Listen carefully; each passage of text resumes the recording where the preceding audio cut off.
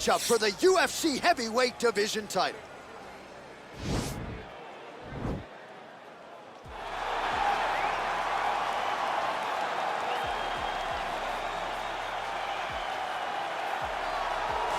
Well, for a long time, he's been mentioned with the baddest men on the planet. For a long time, though, the title fight eluded him. Not anymore. Here he is, the #1 heavyweight contender, finally making this walk and cracking a smile. He's waited a long time for this. He's not expecting a 25-minute war. He believes he has the power and the skills to get this thing done quickly. I guess we'll find out.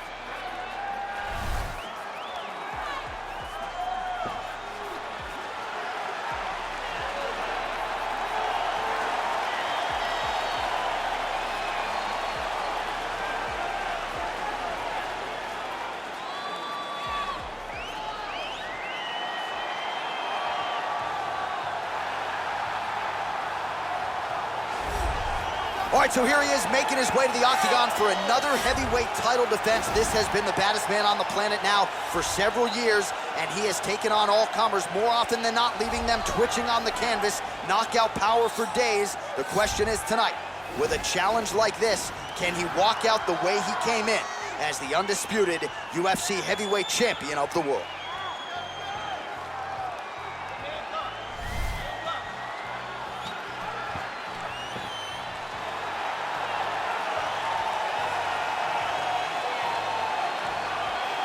Our tale of the tape for this heavyweight championship fight. 4 years, the difference in age between these two fighters. Some differences in height and reach as well. Here is Bruce Buffer.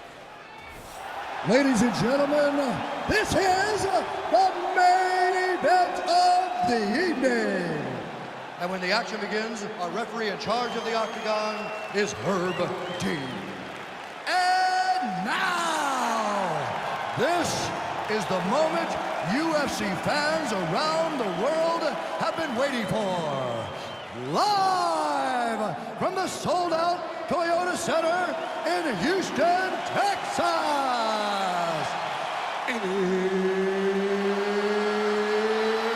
It's time! 5 rounds for the undisputed UFC Heavyweight Championship of the world. Introducing first, fighting out of the blue corner. This man is a wrestler holding a professional record of 20 wins, 3 losses. He stands 6 feet tall, weighing in at 170 pounds. Fighting out of Boca Raton, Florida, presenting the challenger, Kamaru, the Nigerian Nightmare Usman. And now introducing the champion, fighting out of the red corner. This man is a wrestler holding a professional record of 5 wins, 3 losses. He stands 6 feet 3 inches tall, weighing in at 265 pounds. Fighting out of Regina, Saskatchewan, Canada, presenting the reigning, defending, undisputed UFC heavyweight champion of the world,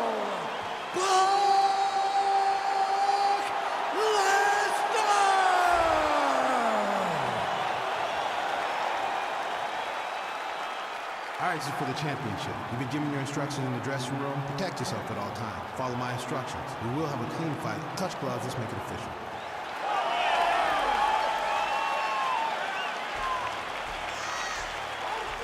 Ready.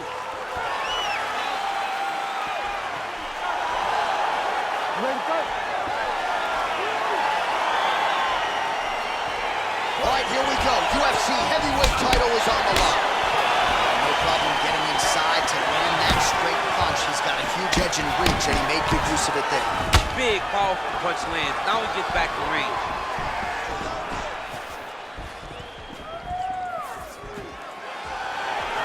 A lot of power on display from Kamaru Usman as he lands yet again there. Kamaru Usman showed in the Kobe Covington fight. Not only is he the best welterweight in the world, he may just be the toughest welterweight in the world because he went through the fire in order to retain that title. Shades of Cormier against Dan Henderson back in the day, just slammed his opponent to the ground. I mean, just slammed him, lifted him up, and almost treated him like a baby. If you can pick a guy up off his feet, it's so discouraging for men that are used to being the alphas in all situations. Well, not ideal to spend this much time on the bottom, but you can't fault him for his activity. Landing strikes here from the bottom. Nice work by Usman.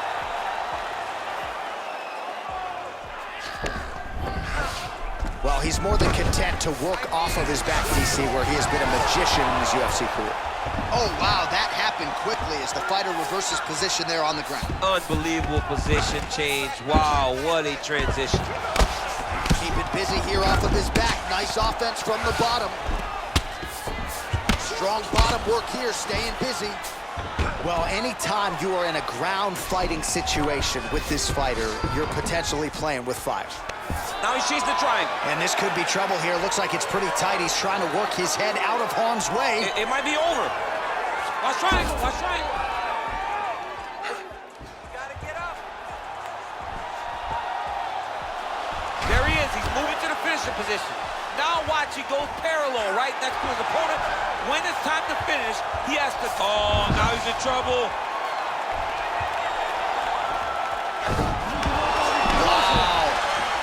Ooh, right into side control, DC. This is where you want to be now because you get to make your opponent decide. They try to turn back into you, you can attack guillotine. If they turn away to try to get to your knees, you throw your hooks in and you got all your rear choke submissions. Well, you got to be working off of your back. He's certainly doing so here. Nice punch.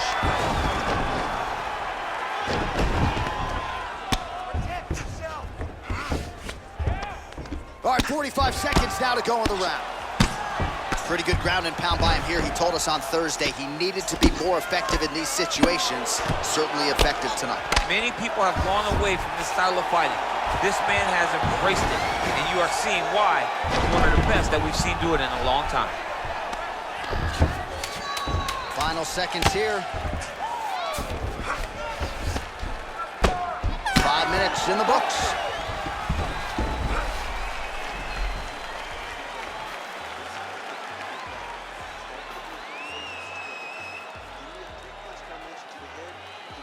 All right, so there's the horn. That means it's the end of the round. And get that man a singlet, man, right? Offensive wrestling on point tonight. That was a tutorial. That was every single takedown you could secure in a fight. He did it all the right way. He's beating his opponent to the finish before he can try to sprawl and respond. He's a step behind. If he's going to stop these takedowns going forward, he needs to react a little quicker. All right, so here we go with the next round. I'm not saying that big takedown gives him a 10-8 necessarily, but that is high amplitude if I ever saw it. Anytime you hear the ring shake, you understand that this is a big action. I love the way he got chest to chest, really threw his hips in and through that lateral drop to throw his opponent over his own body and crash all the way into the mat.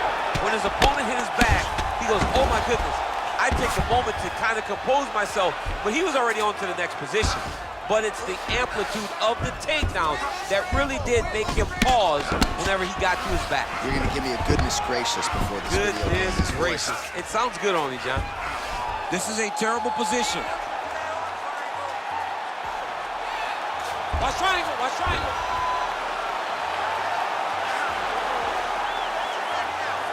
Needs to push the arm to the side. Get his head against the mat. Now watch, as he goes to the finish, watch his chest. Oh, he might have got him with a choke.